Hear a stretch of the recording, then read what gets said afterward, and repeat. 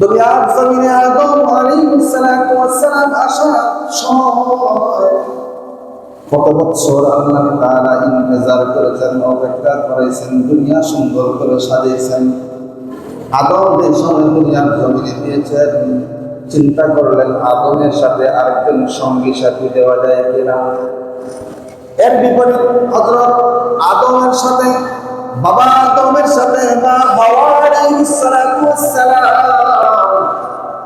মা হাওয়ারে সুন্দর করে বানানোর জন্য কল্পনা করলেন, ইচ্ছা পোষণ করলেন আমার মালিক। যেই সময় মা হাওয়া দুনিয়ার জমিনে আসলেন, আসার পরে আবার জান্নাতের মধ্যে দাখিল করেছেন। হে আদম, হে হাওয়া, সুন্দরভাবে তোমরা জীবন যাপন করো, এরকম তোমাদের রুলস। এই রুলস মতে চললে সারা জীবন তোমরা জান্নাতে থাকবা। কিন্তু না না না, বাঁকা হারের তৈরি মা হাওয়া শয়তানের ধোঁকাকে বাঁকা পথে নিয়ে গেছে। তারপরে দুনিয়ার জমিনে দুইজনকে দুইটা জায়গার মধ্যে, দুইটা বিভাগের মধ্যে, দুইটা আলাদা দেশের মধ্যে আল্লাহ তাআলা পাঠিয়ে দিলেন, যাও এই ভুলের মাসুল তোমরা দাও। এরপরে একত্রিত হলেন। এর ভিতরে যে অনেক লম্বা একটা ঘটনা, এগুলা বলার টাইম নেই। আপনারা জানেন মূল বিষয়টা কুরবানির বিষয় বলার জন্য একটু পিছনে গেছি। যেই সময় বাবা আদম এবং মা হাওয়া একসাথে হওয়ার পরে আল্লাহ তাআলা কি করলেন, এখন আদম সন্তানদেরকে আমাদেরকে তো বানাইতে হবে। মাত্র এক জোড়া আদম এবং হাওয়া, এই জায়গা থেকে কিন্তু আমরা বিস্তার হতে হতে এখন পর্যন্ত আমরা আদম সন্তান আছি। আগের জামানায়, আদমের জামানায়, মা হাওয়ার জামানায় যে সময় বাচ্চা আল্লাহ তাআলা দিতেন, আদম সন্তান যে সময় তাদের গর্ভের মধ্যে দিতেন দুইটা, একটা ছেলে এবং একটা মেয়ে। আবার বিবাহের ধরন ছিল আলাদা, বিবাহের সিস্টেম ছিল আলাদা, আমাদের মতো না। বিবাহের সিস্টেম ছিল 2026-এর মধ্যে যে ছেলে মেয়ে, যেই দুইটা বাচ্চা আদম এবং হাওয়ার ঘরে হবে, আদমের ঘরেতে দুইটা সন্তান হবে, দুইটা সন্তানের মধ্যে একজন পুরুষ আল্লাহ তাআলা দেয় এবং একজন নারী।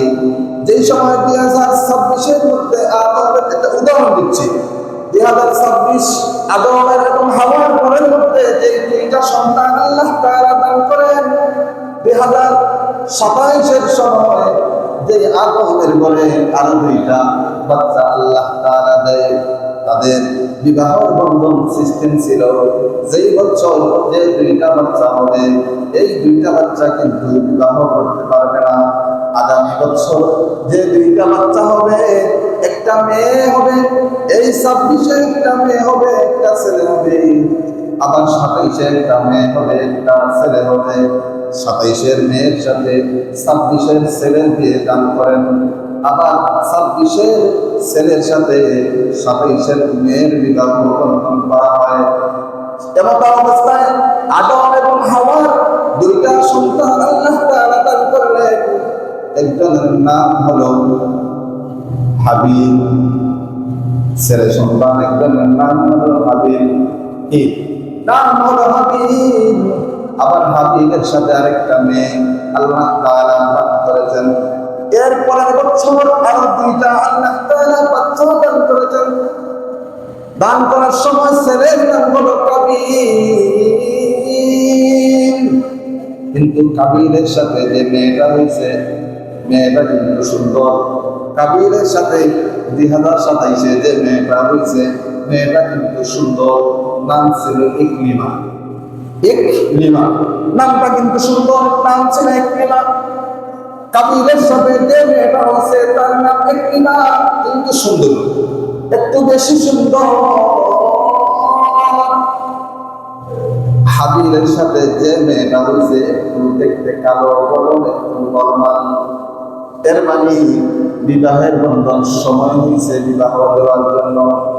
হাবিল এবং কাবিলের আল্লাহ তাআলার কাছ থেকে অর্ডার ছিল যে এই জোড়ার সাথে এই জোড়া মিলবে। 26-এর ছেলের সাথে 27-এর মেয়ে বিয়ে। হাবিলের সাথে কিন্তু কাবিলের সাথে যে মেয়েটা হয়েছে ওই মেয়ের বিয়ে। আবার কাবিলের সাথে যে মেয়েটা হয়েছে যে মেয়েটা হয়েছে ওই মেয়েটা কিন্তু হাবিলের সাথে বিয়ে দেওয়া হবে। আবার হাবিলের সাথে যে মেয়েটা হয়েছে কাবিলের সাথে তারে বিয়ে দেওয়া হবে।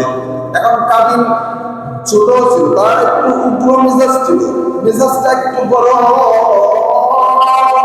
কাবিলের মেজাজ কিন্তু গরম। হাবিলকে বলল বাবা, আদমকে বলল বাবা আমি এটা মানি না, আমি এই সিস্টেম মানি না।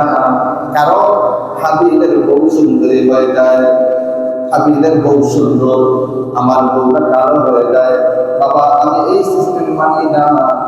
বাবা আদম বললেন তাহলে তুমি আল্লাহর নিয়ম ভেঙে দেওয়ার চেষ্টা করতেছ। সে যুক্তি দিতে লাগলো কাবিল।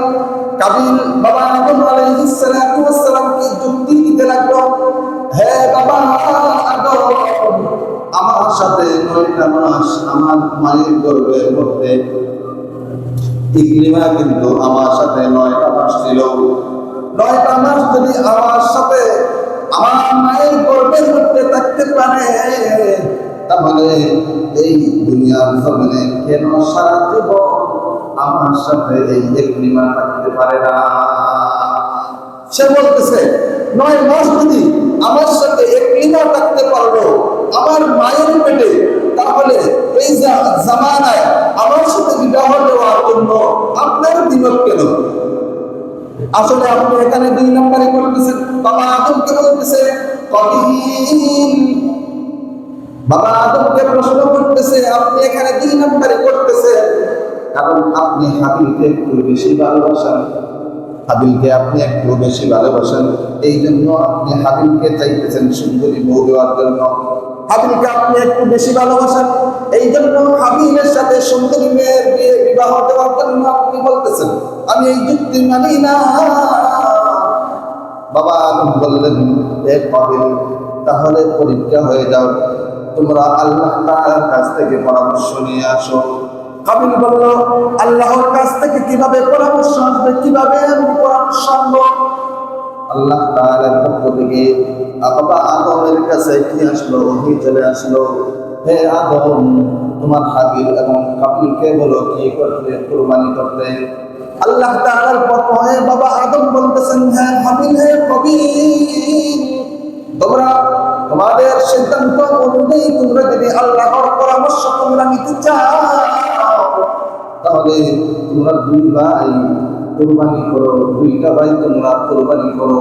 যার কুরবানি আল্লাহর দরবারে কবুল হবে সে কিন্তু ইকরিমারে বিয়ে করবে, আর যার কুরবানি কবুল হবে না সে কিন্তু ইকরিমারে পাবে না। আল্লাহর ফয়সালা তোমরা কিন্তু মানতে হবে। বাবা আদম বললেন কি, হে হাবিল এবং কাবিল, আল্লাহর পক্ষ থেকে তোমরা কি করো? কুরবানি করো।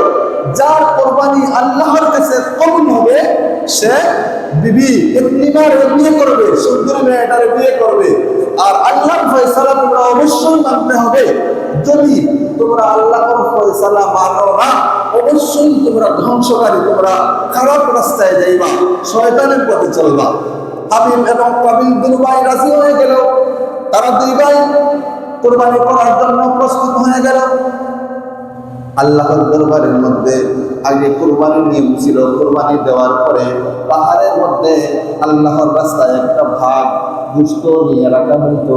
ওই জায়গা থেকে আসমান থেকে একটা আগুনের লোকটা চলে আসলো। আগুন আল্লাহ তাআলার কাছ থেকে আগুন দেওয়া হতো, আগুন আসতো। আসার পরে যার কুরবানি আল্লাহর দরবারে কবুল হয়েছে তার পুস্তরে পুরাইয়া হাওয়ার মধ্যে বাসাই বাসাই আসমানে নিয়ে যাইত। আগের সিস্টেম ভালো ছিল। যদি আগের সিস্টেম থাকতো, মনে করেন তো এখন ধনী গরিব কেউ কি কোরবানি দিত না? মনে করতো যদি আমার কোরবানি কবুল না হয় তাইলে তো আমার আর কেউ দানবীর বলবে না। আমি এত টাকার মালিক, আমি সব জায়গায় ধান সবটা যা আছে দুনিয়া যত কিছু আছে এলাকায় আমি দানবীর। আমার কোরবানি যদি কবুল না হয় তাহলে আমি এখানে আমার ইজ্জতের একটা প্র্যাকটিসের ব্যাপার আছে। এরকম হয় কোরবানি উঠে যাইত। আগের কোরবানির নিয়ম ছিল, কোরবানি কবুল হইতো, একটা ভাগ গোশত পাহাড়ের মধ্যে রাখা হইতো। ওই গোশতরে আগুন দুনিয়ার জমিন, আসমান থেকে দুনিয়ার মধ্যে এসে মিনান্নার বলা হয়েছে, আগুনের মতো একটা আল্লাহর কুদরত, বলা হয়েছে আগুন, আগুন গোশতের পুরাইয়া আবার আসমানে নিয়ে যাইতো, বাতাসের মধ্যে ঘুরাই করে। এখন হাবিল এবং কাবিল কোরবানি করলো। কোরবানি করার পরে হাবিলের কোরবানি আল্লাহ তাআলার পক্ষ হয়ে কিন্তু গোশত ঘুরাইয়া নিয়ে গেছে। হাবিলের কোরবানি আল্লাহর দরবারে কবুল। উগ্র মিজাজে কাবিল ছিল, কাবিল সে বলতে লাগলো, হে হাবিল, আমি এটাও মানি না, আমি এই ফয়সালাও মানি না। কাবিলে বলতে লাগলো, আমি এই ফয়সালাটাও মানি না। হাবিল বলল, তুমি আল্লাহর ফয়সালা মানতেছ না। সে বলতেছে, আমি এখন তোমারে কতল করার চেষ্টা করতেছি, তোমারে আমি এখন মেরে ফেলবো, ইন্তেকাল করে ফেলবো, তোমারে ধ্বংস করে ফেলবো।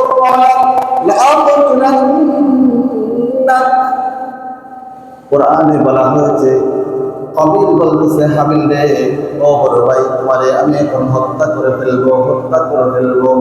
হাবিল আল্লাহর পক্ষ থেকে বলল, তুমি বলছো আমারে হত্যা করবা, কোন সমস্যা নাই, ইন্নামা ইয়াতাকাব্বালুল্লাহু মিনাল মুত্তাকিন। আমি তোমারে, তুমি যদি আমারে হত্যা করো, আমি হত্যার প্রতিহত করব না, আমি আল্লাহর পক্ষ থেকে জবাব দিলাম। তুমি যদি আমারে হত্যা করে ফেলো, তাহলে আমি আল্লাহর দরবারে শহীদ হয়ে যাব। তুমি আমার উপরে জুলুম করতেছ, জুলুমকারীর কখনো জান্নাত দেওয়া হয় না, জাহান্নাম। হাসরের ময়দানে আমার গুনাহ পর্যন্ত তুমি নিয়ে উঠবা, আমি সুজা জান্নাতে আল্লাহর পক্ষ থেকে যাব।